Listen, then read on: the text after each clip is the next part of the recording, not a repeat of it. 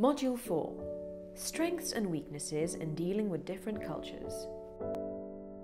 Considering that we are not always attuned to the cultural differences of a number of third country nationals, it is important to keep ourselves aware of a few social guidelines which can aid us in working alongside migrants.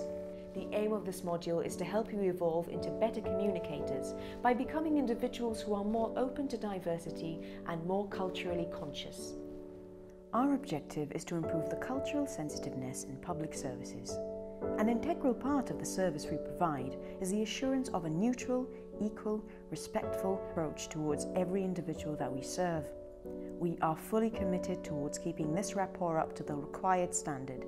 And to do this, we must keep ourselves au fait with the cultural needs and differences of our clients. The first step in updating your public relations skills with regards to third country nationals is to assess yourself in your idea of cultural differences. You must begin by acknowledging your prejudices, biases, and the stereotypes you hold of certain nationals. It's perfectly normal to hold particular views about cultures different to ours. What with the lack of exposure to their customs, it's inevitable that we jump to conclusions or feel distanced. However, as dedicated service providers, it is our duty to correct those assumptions and rectify what little knowledge we may have of the nationalities we are working with. Once you've acknowledged your obstacles, take into account some of your clients, their challenges, and the cultural barriers which may be hindering your progress as service provider and client. What is making me feel uncomfortable in this scenario? Knowing that both yourself as the service provider and the third country national are experiencing some form of discomfort or a lack of ease with the situation is the first step in bettering your relationship with them. You can make yourself more at ease by gaining awareness of your own culture and why perhaps this may be clashing with that of your clients.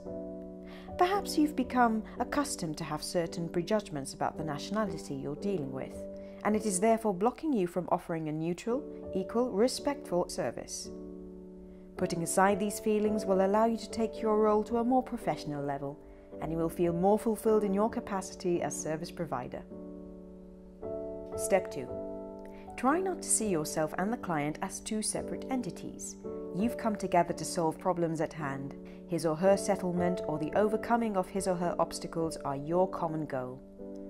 While you may not always be in a position to solve every issue, you must always endeavour to succeed in showing the client that you've done your best to help and that you've managed to provide pleasant communication throughout his inquiries. Step 3. Do your homework. If you find yourself encountering certain nationalities on a regular basis, try to get to know them on a more cultural level. Knowing that a certain religion or culture doesn't eat a particular meat, or knowing that their country produces some wonderful art, will make your client feel less like an alien. Showing your client that you know a little bit about his or her cultural background will help you build a connection throughout your negotiations. We often hear and talk about culture as a very generic label, but what exactly is the meaning of culture? Moreover, what is cultural awareness? First off, cultural awareness is an acknowledgement of the traditions and languages one has been brought up around.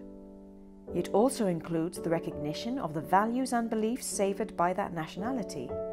Being culturally aware is knowing what it is to be part and parcel of the country in which you were born or grew up in. Going back to what culture specifically is, it is easier to visualize an array of factors that make up the term culture. It is also important to remember the following characteristics of culture. Culture is not inherent, but learned. Cultures are rooted in years of history and cultivated beliefs. Culture is the basis of self-identity and community. Culture is ultimately dynamic. By remembering these facts, evolving into culturally aware service providers will be a much smoother journey. A person's cultural identity has two layers. There is the surface layer that outsiders can interpret. This includes one's dress, language, food preferences, and patterns of behaviour.